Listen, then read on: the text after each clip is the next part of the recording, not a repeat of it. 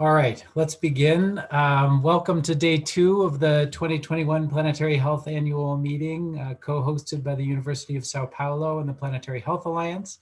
I'm Sam Myers, Director of the Planetary Health Alliance based in Boston. And what's really clear already from the preceding discussions just this morning is that there is an enormous appetite for planetary health scholarship and education around the world, and that appetite continues to grow very rapidly. One critical piece is finding the funding to support this emerging field and framework that doesn't really have an established funding base. And so in that context, today's conversation, how to promote planetary health science and education, a funder's perspective, becomes particularly important.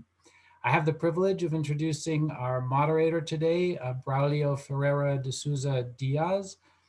Braulio is an associate professor at the University of Brasília's Department of Ecology, and he's been a senior advisor on biodiversity policies for the Brazilian government. He's previously held various positions in the Brazilian Ministry of the Environment since 1991, including research director of the Brazilian Institute of the Environment and Renewable Natural Resources, director for biodiversity conservation since 1999, and national secretary for biodiversity and forests from 2010 to 2012. From February 2012 to February of 2017, Braulio was the executive secretary of the United Nations Convention on Biological Diversity, where he played a key role to promote the implementation of the Strategic Plan for Biodiversity from 2011 to 2020. Welcome, Braulio. Thank you, Sam. Hello to everyone. It's a pleasure to moderate this panel, and I enjoyed very much opportunities to work together with the World Health Organization, with the Rockefeller Foundation, and I had the privilege to participate in beautiful Bellagio facilities that the Rockefeller Foundation has at Lake Como in Italy that resulted in the initial proposal for the Planetary Health Initiative. So, as Sam indicated, all scientists are always eager to learn more about funding opportunities, and to fund research related to planetary health means the need to have access to fund for interdisciplinary research, and that's not always the case in several funding agencies. In this panel, we will have opportunity to hear from 3 important funding agencies, and each will provide us with their initial perspective, and then they will respond questions that those listening to this session might wish to ask. So we will have a presentation from Aileen Lee from the Gordon and Betty Moore Foundation, which funds conservation, biodiversity conservation. We'll have a presentation from Madeleine Thomson from the Wellcome Trust, who is a major funder for medical research. And then we will have a presentation by Luiz Mello from FAPESP, which is the science funding agency for the state of São Paulo.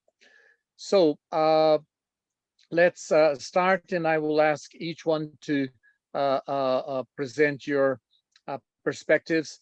To what extent do you think your agencies already provide support for interdisciplinary research, bridging the gaps between environment and human health, and to what extent you can indicate some examples of initiatives or plans for future prospects for funding in this area. So we will start either with Madeleine is already on the screen, so we might start with her and then follow with Aileen and then with Luiz. So Madeleine, please. So thank you so much for inviting me to participate in this session. I know you have a fabulous week. You've already started, and my colleagues are also watching some of the sessions. I was able to follow one of them earlier. So I'm really pleased to be able to participate. And I have to say that I joined the Wellcome Trust nearly 2 years ago. Prior to that, I was very much in the academic community, seeking to work in a transdisciplinary way. So I would say personally, I understand it a little bit from both sides. And one of the things that I've learned in terms of being working in a foundation is that one of the first things you have to learn is the history and culture of the foundation, what makes it tick, why it seeks to develop its resourcing in a particular way. And just for those of you who are not familiar with the Wellcome Trust, it was founded in 1936 by Sir Henry Wellcome, who is a major entrepreneur and head of a pharmaceutical company, Wellcome, which he shared with Burroughs, an American colleague. They're both American, actually, but Henry Wellcome settled in the UK, very fortunately for us, because when he died, he left his fortune for the research to the betterment of human and animal health. And the trust has basically followed the letter of his will. Obviously, he died over 70 years ago. And so the trust has evolved over time. But some of the changes that are happening in the trust now, I would say, are amongst the most significant. So it's a very large trust. It's one of the largest in the world. It has a foundation of about 31 billion pounds sterling, and it supports medical research and health research to the tune of about £1 billion a year. So it has a clear focus set by the will. It also has its own perspective, and that is not only does it fund the basic sciences, but it has also over time funded aspects of translational science, of public engagement, and increasingly around advocacy. And I would say until the Ebola crisis in 2014, the trust wasn't really into responsive emergency funding. But with the director, Jeremy Ferreira, and his background in infectious disease, he was able to rally the organization to support the response to Ebola. And now with COVID, the organization is very heavily involved in COVID response, in funding some of the therapeutics that are being developed for COVID, and in advocacy, with playing a really important role, I would say, in terms of COVAX advocacy and wanting to ensure that everybody has access globally to vaccines. So there's a very clear history to the role of the trust and its development of partnerships. It has a strong partnership with the World Health Organization, etc. And as of October 2020, it has a new strategic plan and a mission statement, which I'll get to in a moment. But the work that I have been engaged with, the team that I've been leading now for the last year or so, our Planetary Health team was established more than 5 years ago. It's actually at the end of its current funding cycle. And it was really set up as an exploratory opportunity. Not only should we understand and solve biomedical problems, but we should also think much more broadly and engage with understanding the global environmental drivers of our health and well-being. And the focus of our Planetary Health has very much been around urban issues or city environments in particular, and around food systems. And I was brought on as the climate change senior lead for climate change before I took on the role as interim head of the program. And so the way we funded in the program has been very much around transdisciplinary research. And that has been a really significant departure, if you like, from other work in the trust, bringing together not only health researchers, but agricultural specialists, economists, urban planners, etc. And we have at the moment 6 large consortia which we call our partnerships, 4 on urbanization, 2 focused on food, and they have built out, these are 5-year programs, they've built out their initiatives around transdisciplinary research and engagement with policymakers and practitioners. And we also have a number of important and substantive other partnerships, one of which is the Planetary Health Alliance, which we're very pleased to be engaged with, as well as the EAT Foundation, the Lancet Countdown, and a direct collaboration with the World Health Organization, specifically on its climate and health work. So within our planet, our health, we've seen the emergence and been able to, if you like, wrestle with some of the challenges around how do we evaluate transdisciplinary research, how do we foster it, what are the experiences of our grantees. And we know that some things that we've done well, I would say, is that the initiation of concept development grants, as these are large consortia, they need time and resources to put their ideas together before they can submit a full proposal for consideration. That longer term grants are important because that provides stability for ideas development and the community of practice and the policy community to build trust, etc. And during the COVID crisis, of course, we've had the capacity to respond and support individual teams that have found themselves in particular difficulty because of the pandemic. So we've been very keen to listen to our grantees and understand their challenges. And I know it on a personal level, the difficulty for career researchers to be able to identify homes for their research, to identify where they can publish, to see how their career can develop, where there's often a desire for impact, a desire for really important field research, but at the same time, the natural career structure is kind of orthogonal, which says, no, no, no, you should be writing papers. Don't spend too much time talking to policymakers and partners, because one of the things we know is that that is expensive. It takes a lot of time. It takes a lot of energy. And there's still significant conflicts, I would say, in the way our academic environment enables transdisciplinary research.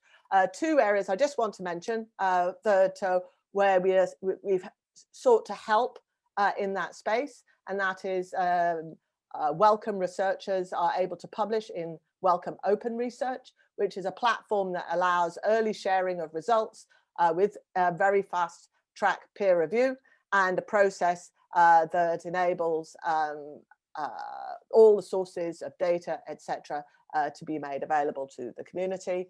And a new structure within Wellcome, which is our Data for Science and Health team, focused on the data infrastructure and tools that can be used by researchers. I mean, one of the other challenges I've seen that can emerge in any of these transdisciplinary projects is that enormous amounts of data are created, but it's not clear how to curate that data, how to share it, and there are legacy issues in terms of funding, etc., which we need to take into consideration. So really important to learn from each other.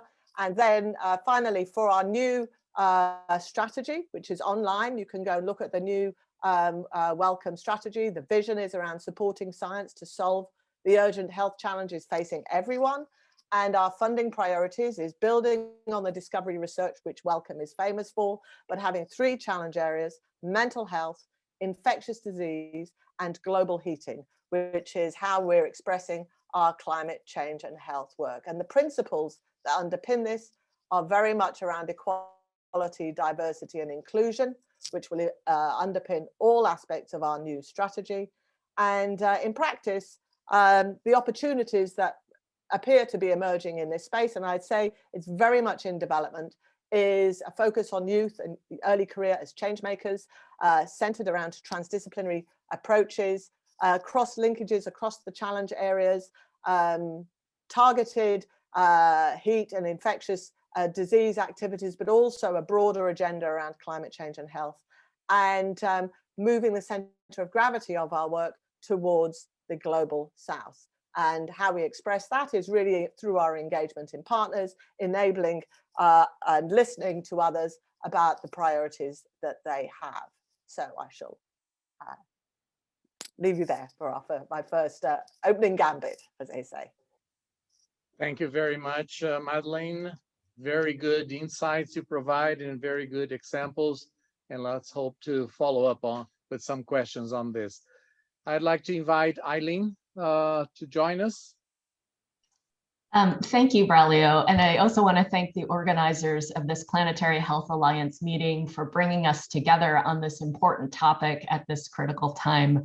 I was thinking that, the year of living in the shadow of the global pandemic highlights many challenges and ironies. And I think one of these is that at a time when this global health crisis is enforcing our physical separation and making it harder to convene as a community, we can probably see more clearly than ever the need to come together across silos and geographies and tackle the complex and interconnected challenges facing people and planet.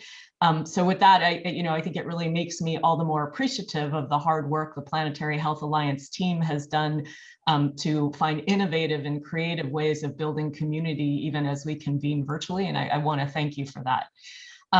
So for those of you that don't know the Gordon and Betty Moore Foundation, we were established as a vehicle for the philanthropy of Intel co-founder Gordon Moore and his wife, Betty. One of our major programs is focused on environmental conservation, reflecting Gordon and Betty's passion for preserving the natural world for future generations. Since the foundation was started nearly 20 years ago, we've invested over $2 billion in the conservation of globally important intact natural ecosystems as reservoirs for biodiversity and life support systems for humanity. Our flagship initiatives currently focus on place-based conservation in the Andes Amazon biome, marine conservation in North America, and mainstreaming business and investment practices to tackle deforestation and overfishing through our conservation and markets work. So I think the lens we bring to this conversation, meaning the environment program of Moore, is really that of a funder focused on investing to deliver conservation outcomes. And I would distinguish that from our science program at Moore, right, which is really focused on some specific basic research outcomes. But for us, this really is about tangible conservation gains. And I guess what I'd say is with that lens and the issues that we see and the places that we work, we really don't need any convincing to be sold on the thesis of the Planetary Health Alliance. It is very clear to us that the transformation and degradation of Earth's biodiversity and natural systems have serious and interconnected consequences for human health, all life on the planet. And I think we'd also agree that a brighter world for future generations depends upon achieving true systems change, what the organizers of this meeting have referred to as the Great Transition, right? Living in a way that recognizes nature and equity as foundational to healthy societies and economies. But since I understand this session to really be asking for the funder's perspective on what it will take to drive more resources towards supporting planetary health research and education, I guess I'd like to be a little provocative from the point of view of a funder who's focused on conservation. And I guess what I would say is, although the concepts that anchor the planetary health field are fundamentally sound and compelling, at times, we struggle with how much to really invest in this basic scholarship and research when it's sometimes the field struggles with translating its findings into clear and actionable messages about their implications. So what does planetary health research tell us about what policymakers, private sector actors, and individual citizens should do differently? How do planetary health approaches bring better solutions to the table? How can planetary health scientists engage within a broader ecosystem of actors to overcome this knowledge to action gap? From my perspective, working in conservation, a compelling case for funding planetary health interventions really needs to have efforts that are framed to centrally address these challenges.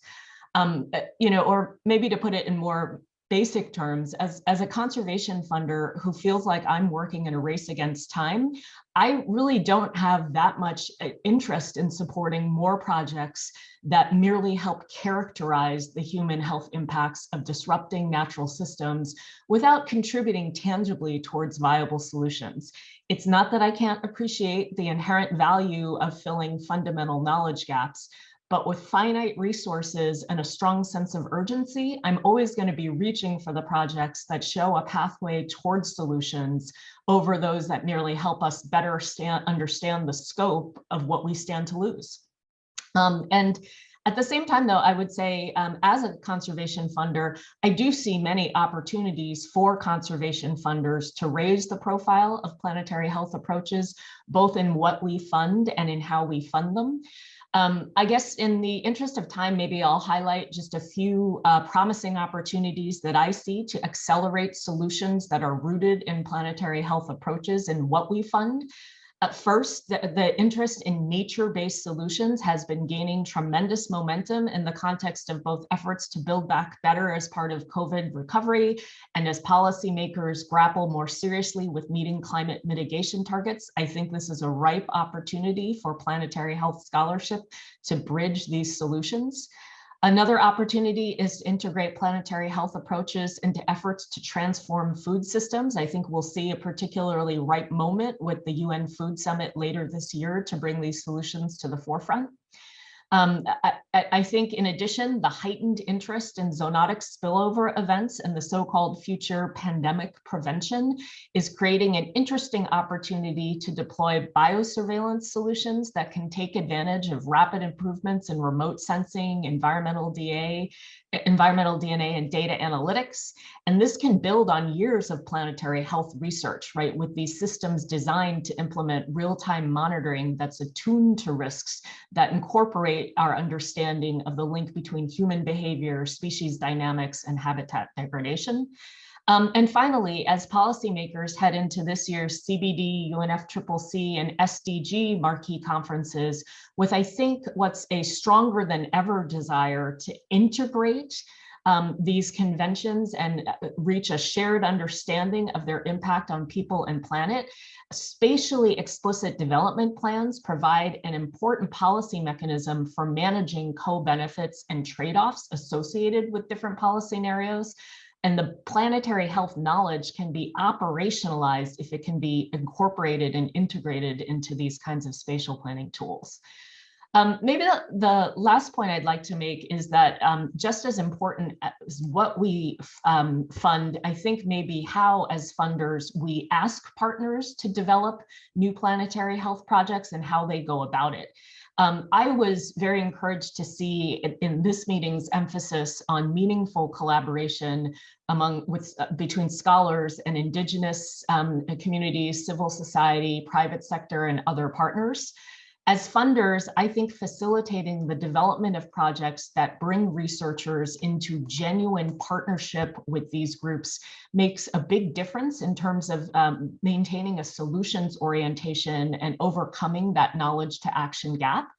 I don't want to take up too much more time here, but I guess I'll just highlight briefly that we've seen really good impact, for example, from pairing communications and policy practitioners with researchers much earlier in the project development process. And maybe another example that I'd really like to highlight is we've also seen the value of having the indigenous communities who are at the front lines of research guardianship involved in actually helping to shape the research projects that are intended to inform management of resources in their territories, rather than merely being consulted as stakeholders in the execution of projects that are designed without benefit of their knowledge. I think all these things can change the way that planetary health links closely to action. And I think for conservation funder interest, if we take care to structure projects that are solutions oriented and have these explicit mechanisms for overcoming the knowledge to action gap, I think we have a much better chance of scaling up funding and support. So I'll stop there. Thank you, Braulio. Thank you very much, Aileen, for your insights and examples. And I can refer to CBD meetings in the past where indigenous leaders have been repeatedly making the call to be partners for solutions, right? So exactly like you mentioned. Thank you very much. So let's listen to Luiz Mello from FAPESP. Thank you, Braulio. Thank you, Antonio Saraiva, for the invitation. I will initially speak about FAPESP. FAPESP is a state funding agency that was created some 60 years ago. It has an annual budget of approximately 300 million US. Unfortunately, FAPESP over the years has become one of the largest funding agencies in Brazil. And I say, unfortunately, it is because of a lack of funding from the federal agencies, which have consistently declined over the years. FAPESP engages in all sorts of knowledge areas, and it's not restricted to any single field of knowledge. We, in the past, have mostly been dedicated to science-driven projects, and so not as much as mission-oriented research. But again, over the years, FAPESP has moved and has changed its profile, and it now funds both science-driven research or curiosity-driven research, as well as mission-oriented research. FAPESP also engages in a number of collaborative programs in many fields and with specific programs. I would specifically mention the BIOTA program, which now has 20 years of existence. And initially it was destined to map biodiversity in the state of São Paulo, but quickly evolved to provide data around biodiversity, not only in the state of São Paulo, but in Brazil or in the world at large. And not only to provide knowledge about the biodiversity itself, but about its potential uses and benefits to society. After that, FAPESP created two additional programs, which are somewhat related to the BIOTA program. The first one, it's the bioenergy program. And this a highly relevant program, again, for the São Paulo state because of the ethanol production as one of the main sources of bioenergy. And this program has been able to influence public policy documents made out at the UN level, again, bringing a science effect over how policies are set. The other program is the climate change, the global climate change program. Again, it's a very successful program. It has a strong portion dedicated to the Amazon basin, but it's not only that because it looks at the global perspective. And finally, one more transversal program is the e-science and e-data program, whereby FAPESP tries to promote the understanding that scientific knowledge should be made accessible to a larger portion of the public, and not only the published evidence and papers, but also the data, the raw data behind it. And we're fostering a movement towards that goal, even though it's a slow movement, I would say. At the international level, we engage in a number of collaborative activities. I would say the more recent and noticeable one is on the United Nations COVID recovery, research roadmap for COVID recovery. That was an engagement that FAPESP participated, and we just launched an initiative which is specifically aimed at collaborative research and promoting international collaboration, not only at the national level, but at the international level. There are a number of initiatives where FAPESP is, again, going back to open data and open access, trying to provide global access to data from millions of patients that either were treated, were evaluated for COVID, and that was released on an open platform, which is available to all. And again, it stresses and shows how FAPESP tries to engage in this endeavor. It's not easy to provide a funding scheme for a broad topic such as planetary health, science, and education, given that that topic itself, it's too broad, and often science is divided in small packets, and we all adhere to the Cartesian notion of fracturing small bits of knowledge. However, as we all know, it's of critical importance to provide a forum where we can foster this type of research, and FAPESP is eager to evaluate proposals to that end. We have recently financed a so-called synthesis center, which aims specifically at that, at synthesizing knowledge that has been developed from different fields of knowledge, and which could benefit specifically the area of, again, biodiversity, including the migration of zoonoses from other animal species to mankind. So with that, I'll stop and let's move then to the discussion forum. Thank you. Thank you very much, Luiz. The example you mentioned of open access to science database, you were referring to research on COVID, right? Right, exactly. Thank you. So we have started, thank you, Luiz, and thank you all the other presenters. We started to receive questions. So I will start with two questions for Aileen. One comes from Kenya. Does the foundation support projects globally?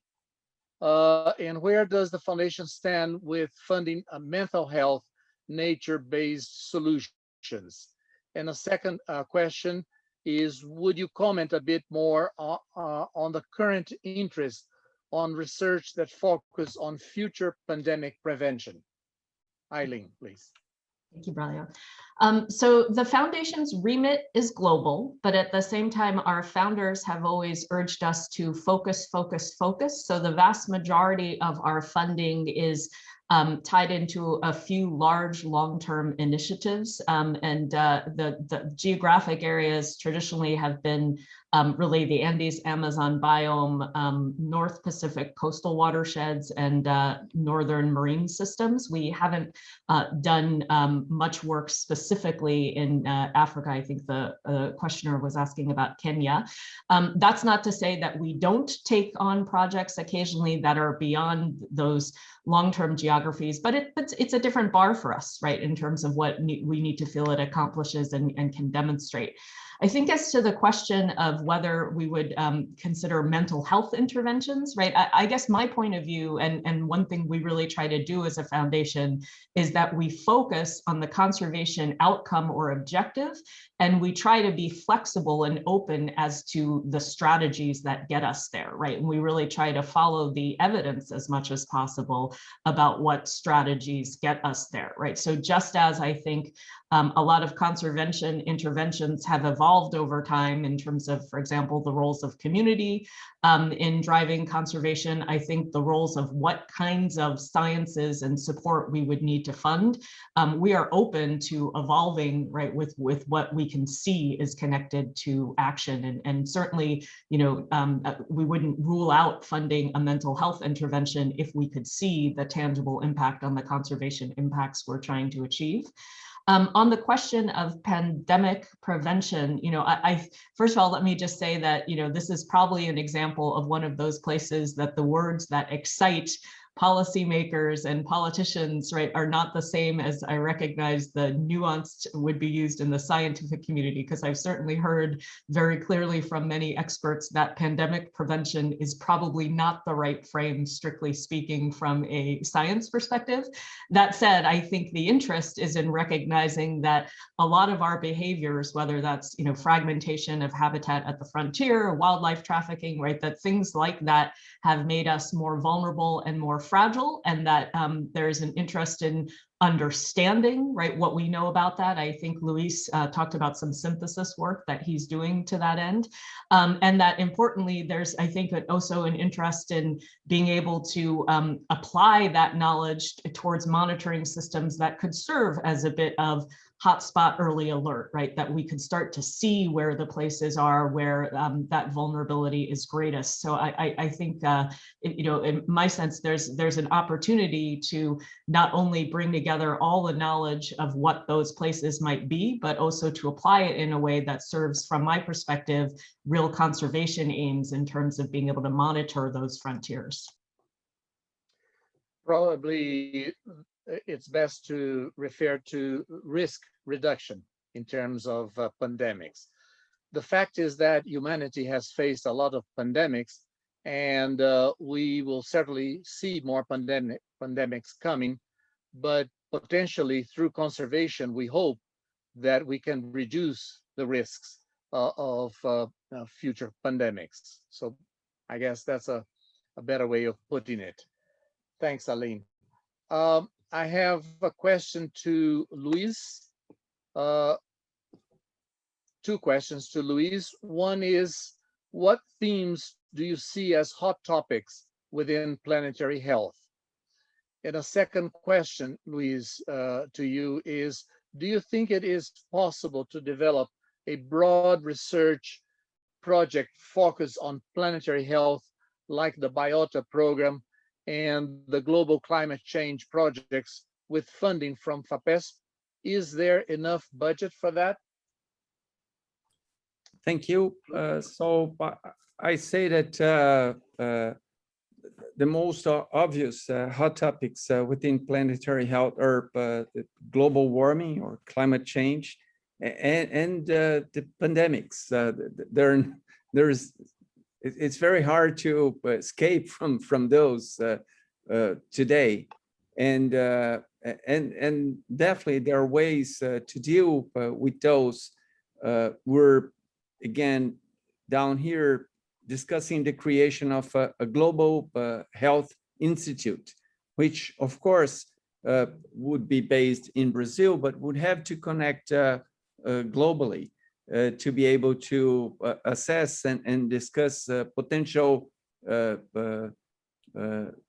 risks that might be emerging elsewhere, and which different nations or different groups should be aware of. And of course, the climate is by definition global, because the atmosphere that involves this planet, it's just one. And so it's by definition a very relevant topic. With regard to the second question, we're discussing FAPESP is funded by the taxpayer in the state of São Paulo.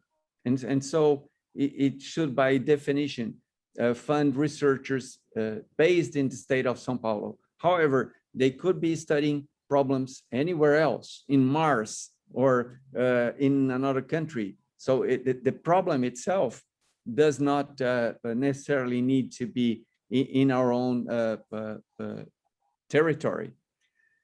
And again, given the relevance of the Amazon basin, given its broad involvement in the climate change at the global level, given that there are a number of countries which also have large portions of Amazon rainforests, such as Peru, Bolivia, Colombia, Venezuela, the Guyanas, and given the engagement of different organizations in funding research activity in that area, including the Moore Foundation here with us.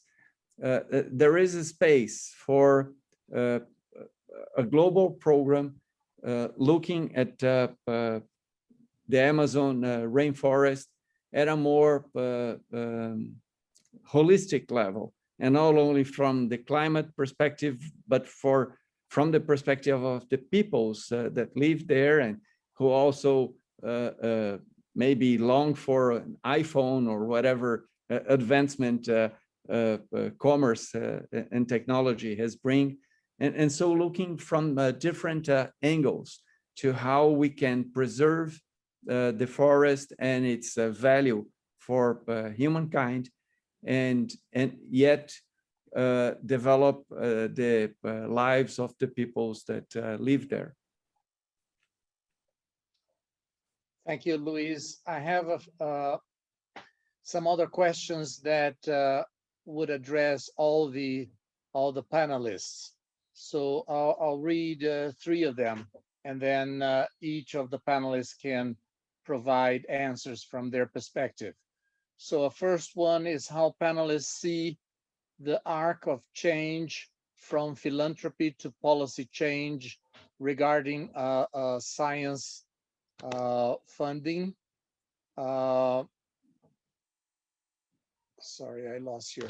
Another intervention is from my colleague Kaina Agostini, who works on pollination. It's about databases, and that we have a lot of data, but these are spread and sometimes difficult to be accessed. So the question is, how can funding agencies help solve this problem? And a specific question is whether centers of synthesis can be one of these channels to solve this kind of problem. And finally, a third question to all panelists. What are your thoughts on funders' responsibilities to encourage more transdisciplinary research in education, so that universities change their structure to foster and promote people working on these areas? So who would like to start? Madeleine, maybe you could start bringing some answers. We cannot hear you, Madeleine. Apologies. The first question about the arc of funders moving towards policy, and I think you see that clearly in the trust, that it is strengthening and building its policy team. We have a policy engagement through, obviously, directly from the trust, but then also through the grantees. And for instance, 2019, there was a parliamentary committee in the UK looking at planetary health. It was by the Environment Audit Committee, and our grantees participated. They're presenting the evidence for the committee. And I think that's really a very important part of what the trust does, ensuring that the evidence that is developed through its research is made available to policymakers. So I do think that that arc is moving in that direction, certainly for the trust. The question about synthesis centers, I think, is a very important one. And it's thinking through carefully who they're for, how should they be designed, how should they be managed, how should they function, who should they serve primarily. And I think we've seen that there are some, different synthesis centers have emerged in different parts of the world. There's definitely space maybe for more, but also for some coordination, maybe between the ones that already exist, to not reinvent the wheel. And we have tools now within our data science to make systems talk to each other and interact. And so we wouldn't want to waste time reproducing things that are already there, but maybe not functioning as well as they should be. The last question on education, I think that we see that in universities around the world, and certainly where I was working at Columbia University in New York, the desire to create these transdisciplinary environments such as the Earth Institute, and the struggle to do that in an academic environment. And I think it's kind of almost like a perpetual struggle but a good one in the sense that they're moving to increase and expand, and but it's not an easy process. Thank you, Madeleine. Aileen, would you like to provide your insights to these questions? Yeah, if I understood the first question correctly, it's sort of to what extent do we fund research for its own sake versus for policy change? I guess I would say a couple of things, right? In part, the reason that our conservation program is so focused on the applied impact is in some ways because we have a science program that looks at basic research issues. So it's a fairly clear division of labor for us. Within the applied conservation, I think we tend to fund more basic scholarship to understand the system when we're in the process of trying to figure out what change is necessary and possible, right? So for example, when we're looking at a marine ecosystem and trying to understand what the solutions need to look like. But I would say once we have, kind of gotten to an answer on that, our focus really is on the actionable outcomes, right? So I would say for us, at that point, it's all about policy change. And that's really the emphasis. On the question of data synthesis, I'm not sure I can really add much to what Madeleine said. I kind of wholeheartely agree with what she said about on the one hand it being quite valuable, but really needing to look for opportunities to or at least being wary of opportunities around duplication. As to how you encourage this in an academic environment, because I would say, we see the same thing, right, in the partners that we deal with, this constant tension. From our perspective, I do think one of the reasons that we believe in really having a small number of things that we fund over the long term is because I do think that being able to provide a long-term funding horizon, right, can make it possible to invest in the kind of transdisciplinary partnerships that we are saying that we need here. So I think that's one important thing that funders can do. And I guess I would also go back to, the questions that we're asking about, requiring that, folks bring different points of view to bear. And I would say to even think over time more expansively about what transdisciplinary means, because I think in conservation, for example, we're seeing that bridging into the social and behavioral sciences, for example, has yielded great benefits, right, in terms of what are the solutions that are coming to the table, and and similarly integrating work in economics and others, I think is important beyond where we traditionally might think for multidisciplinary work on earth sciences. Thank you, Aileen. Luiz, your insights for these questions? Sure. So with regard to philanthropy, even though FAPESP is a publicly funded agency, we look forward and we actually try to engage with philanthropists and private foundations that may further contribute to our efforts.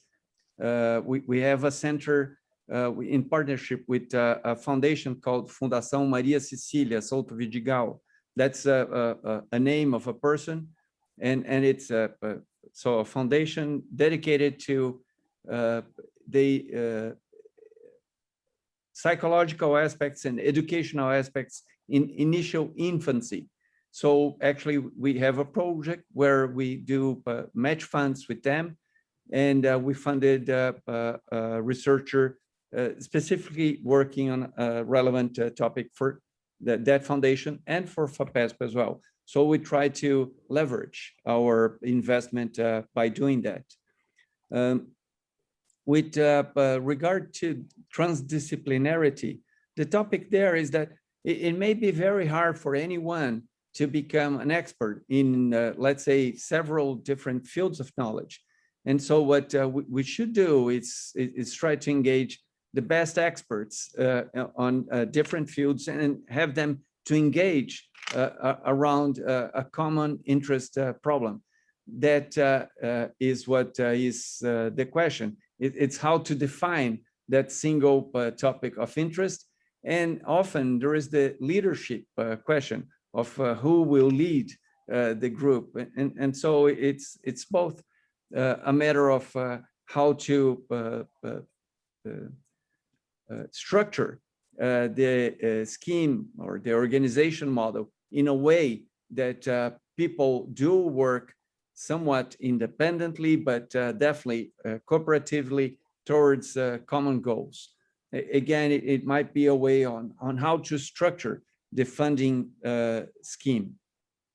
There is a question that I'm reading here on, I suppose, what would be FAPESP's main criteria for selecting planetary health education projects for funding? And I do not have that answer. I would have to speak to our specialists, to the scientists that constitute the scientific directorate at FAPESP, to hear them and to see what are their ideas and thoughts on what would be the main criteria for that. Thank you, Luiz. We only have 10 minutes left, and we still have a few more questions. So one question is directed to Madeleine and Aileen, but certainly Luiz could also contribute to answer, is what tools do you see to foster women as protagonists of or leaders of the planetary health movement and research? One thing I could say that's a really important, I mentioned at the beginning that Wellcome's new strategy, diversity and inclusion, is central and underpins every aspect of the work of the Trust going forward. And this is very much informed by a study on research culture that was done by the Trust in the last year. It was published in January 2020, and very much highlighted issues about research culture, not just focusing on women, but focusing on individuals at all career stages, looking at bullying, harassment, the lack of cooperation, competitiveness in the system, all of the things which made a research environment difficult to be in. And I think that is now, research culture is also a major focus of the Trust in relation to its grantees, to ensure that everybody, all of the teams that the Wellcome funds, have a good research culture to do their research in. So the change very much is, it's not only the outputs of your research that matter, it's how you actually do the research in the first place. And I think that has very important implications for women from the get-go. We don't have a structure focused on women, but I think there's an increasing culture around ensuring that we don't have man-els, that, you know, that all of the academic environments are not only welcoming but encourage female participation, that young women scientists have all of the access to careers, and that implies often opportunities which allow them to deal with family situations and pregnancy and children, etc. That is becoming increasingly important to level the playing field, if you like. So I think there's a broad change in research culture that's needed, that women should benefit from. Thank you. Aileen? Yeah, I would say, so certainly what Madeleine refers to, I think we would agree is very important. Our foundation's probably earlier in our own exploration of what we can do as funders to be helpful on these issues. But I think the clear lesson is these issues are systemic, they're real, and if you're not conscious of them in some ways, right, it's almost impossible to make sure that your funding is serving the goal of pushing the system in the right direction. I guess the other thing that I would add is to go back to, I guess, my plea that the research community really think differently about how it engages with the practitioner community, with communities on the ground in the places that we're working. Because I think what we know is we know the role that women very often play in these communities in terms of driving development activities, in terms of driving community health activities. And I think when you have that kind of sincere and deep engagement between scholars and these communities on the ground, I think you will see the role of women elevated in this work. Thank you, Aileen. Luiz, how about FAPESP? So we have a clear view on diversity and inclusion at FAPESP. Today is, I'm completing my first year of my term. And what we have done over these 12 months is that the scientific director, again, is comprised of scientific advisors on different fields of knowledge. We now have a 50% gender balance on that. Before that, I actually was some 22, 24%. FAPESP has, over the years, a number of evaluations, assessments that are done on what is the success rate of men as compared to women for different grant levels. The highest grants we disburse or we grant as compared to the lower levels for fellowships and so on. And we again carefully look at that in ways of trying to monitor how is the balance between men and women. And for the success rates and the application rates for different grants, of course, varies on different fields of knowledge. And in engineering, there is a scarcity of applications from women, even though the success rates in mathematics and engineering, it's as good as that for men, but we should for that end increase the entrance level or the applications level. Yesterday, I was at a forum at an event called CILAC, C-I-L-A-C, and the specific nature of the forum was on gender and equity in science, and whether or not we should devise and promote affirmative actions to, again, in order to get more women in higher levels, either of being granted science projects or at the executive levels of different scientific organizations. Thank you very much, Luiz. Our time is also finishing. I'd like to ask a question to Madeleine to finalize. You referred to increase the willingness of the Wellcome Trust to work more in the Global South. Can you provide us with some more information about that? So the Trust has always engaged internationally, and particularly has what are called, it has an Asia and Africa program specifically, but also many different collaborations around the world. The new structure is in development. The language is around moving the weight of gravity to the Global South, which means engaging in the conversations and responding more to local perspectives than initiating everything in London and saying that we know what needs to happen. So I hope that we'll see that discussion strengthen. I'm not saying it hasn't been there, but I think it's a process of strengthening that process. And that will be true across the different challenge areas, not just the climate change challenge area. Thank you very much. So I'd like to thank all the panelists for the great insights you provided and answer to questions. So now I must close this panel and invite the audience to the next panel that starts at 1:30 past the hour. So thank you very much. Take care and have fun with the other events in the Congress. Thank you very much.